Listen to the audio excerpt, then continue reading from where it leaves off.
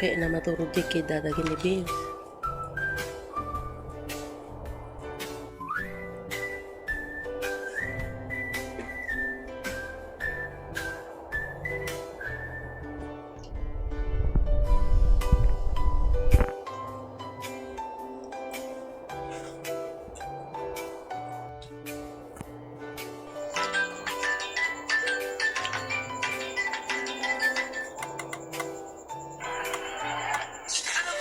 Kaya umpisa na natin ang 48 hours food crawl dito sa Cebu.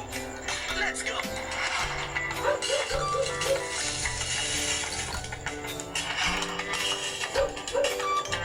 Siyempre, pag-usapang Cebu, isa lang ang lokal na laging tumutulong sa akin.